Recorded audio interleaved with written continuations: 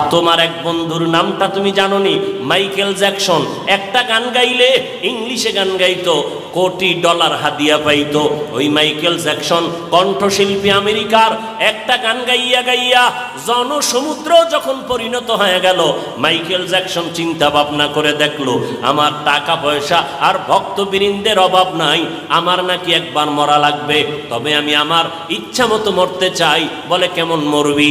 Michael কয়, আমি 150 বছর পর্যন্ত জমিনে জিন্দা থাকবো, এর আগে আমি মরতে চাই না। 150 বছর পর্যন্ত বেঁচে থাকার জন্য মাইকেল জ্যাকসন যত ব্যবস্থা নেওয়া দরকার নিল। 20 জনের উপরে ডাক্তার তারে অল টাইম পাহারা দেয়, একটা খানা শতবার চেক করে খায়। মাইকেল জ্যাকসনের চেহারাটা বাধাই করে নিল যেন যৌবন ছুটে না যায়, খালি হাতে কারো সাথে সাক্ষাৎ দেয় না, জীবাণু যেন ঢুইকে আমারে মৃত্যুর মুখে ফালাইয়া না দেয়। এই মাইকেল এত কিছু ব্যবস্থাপনা করলো, 150 বছরের আগে সে মরবে না। আল্লাহ কয়, আমার সিদ্ধান্ত কেউ রদ করার ক্ষমতা নাই, আমি আল্লাহ সিদ্ধান্ত করে নিলাম। এই মাইকেল 150 বছরের বাঁচার তাগিদ দিয়া এবার প্রস্তুতি নিয়ে চলতেছে, সিকিউরিটি গার্ড নিয়ে চলতেছে, শরীরের মধ্যে কোনো বাতাস, কোনো ধুলাবালু লাগায় না, কমপ্লিট স্যুট নিয়ে বাংলা দুনিয়ার জমিনে চললো।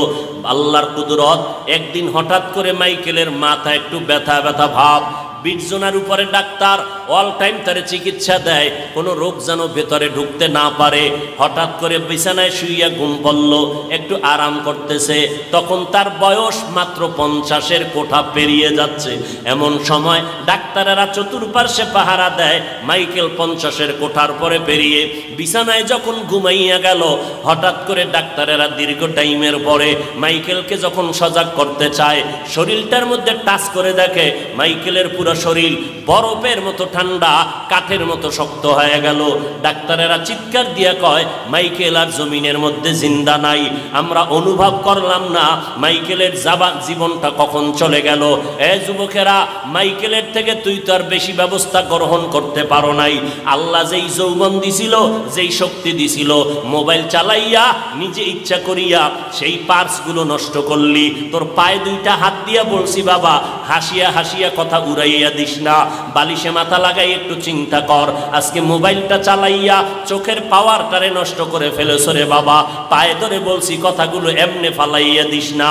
আজকে বালিশে মাথা লাগাইয়া চিন্তা কর, এই মোবাইল চালাইয়া চালাইয়া তোর মাথাটারে গরম বানাইয়া দিলি।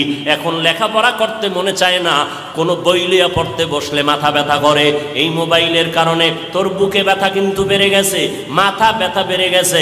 এই মোবাইলের কারণে খানার রুচি পর্যন্ত নষ্ট হয়ে গেছে। এই মোবাইলের কারণে রে বাবা তোমার হার্ট দুর্বল হয়ে গেছে, ওদিক থেকে তোমার রোগ শোকে তুমি ধ্বংস হয়ে যাইতেছো, তোমার ব্রেনের উপরে এফেক্ট করতেছে, তোমার হার্ট দুর্বল হয়ে যাইতেছে। এই মোবাইলের কারণে তোমার যৌবন নষ্ট হয়ে গেল, তোমার জীবনটা দুর্বিষহ হয়ে গেল।